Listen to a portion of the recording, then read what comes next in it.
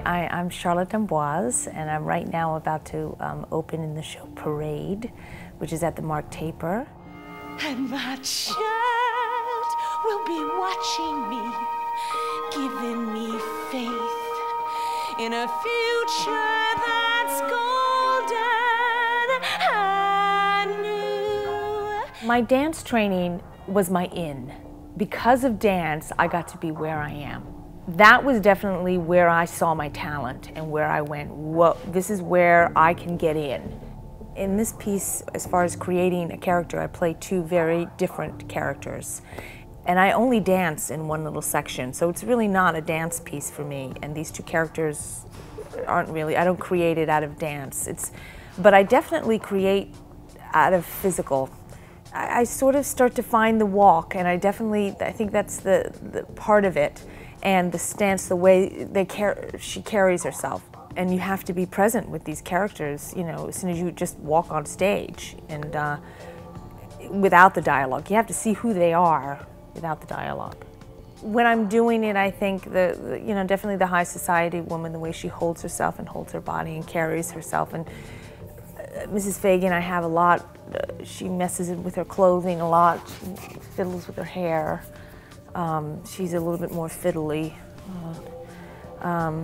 But you know, they're just things that are evolving now. You know, now's the time it's going to take the next level with everybody.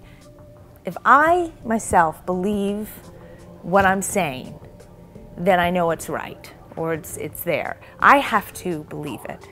And until I believe it, I don't feel it's there. So, and even with the show right now, there's sections I'm not quite there yet, and I know that it's not grounded because I'm not quite believing myself. So, it's not only the physical part of it, it's everything. It's the combination of the cerebral part and the energy and the peace, and in a musical, it's the timing. Getting on the stage, getting off the stage at a certain amount of music, and you have to do it da-da-da, and now you gotta make it real, go.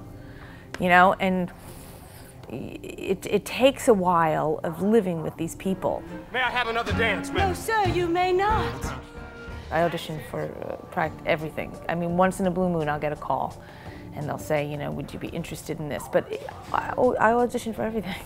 You always have to audition. And I like to audition, truthfully, because I want to make sure they want me.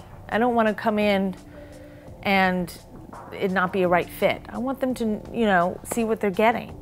I prepare a lot. You know, I'm married to Terrence Mann, and the two of us work very differently. It's funny.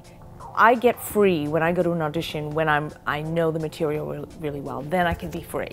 He is freer when he doesn't know it. It's interesting. I find that mind-boggling, but that's where and so we are complete opposites. I have to really work at it. I have to know, and I come in very prepared. And auditioning is, oh, you know, it's a hard thing, and I'm not that really good at it, and it's a constant. Some days you're good, some days you're not. You know, some days you go in and you just, for whatever reason, everything kind of works right, and then some days it just doesn't. You know, it's interesting.